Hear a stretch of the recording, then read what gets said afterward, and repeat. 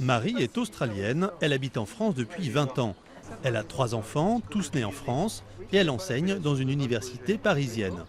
Elle est donc parfaitement intégrée. Pourtant, elle n'a pas le droit de voter aux élections locales, contrairement aux ressortissants des pays de l'Union européenne.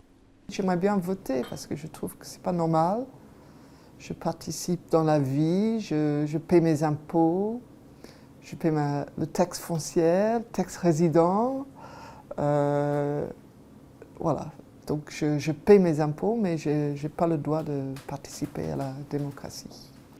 À défaut de pouvoir voter au scrutin politique, les étrangers ont quand même de nombreux droits. Car historiquement, la nationalité et la citoyenneté ne sont pas liées en France, comme l'explique cette juriste.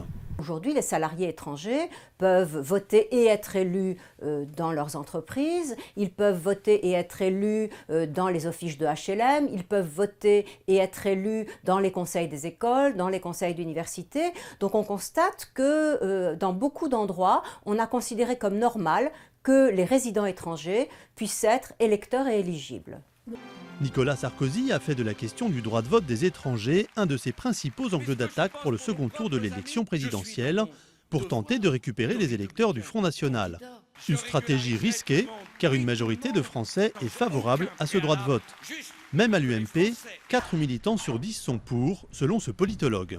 On a donc ce triple risque, mécontenter une partie de l'électorat de Nicolas Sarkozy, minoritaire mais qui est réel, perdre une partie importante des électeurs du centre, des électeurs François Bayrou, qui ne supporteraient pas cette droitisation, et puis un soupçon de tromperie en termes de décalage entre ce qu'attendent les Français de cette campagne, des solutions face à la crise, et ces questions intéressantes certes, mais qui sont des questions sociétales.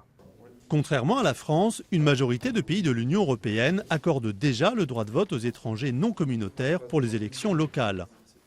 François Hollande a promis, s'il est élu, de changer la loi en 2013.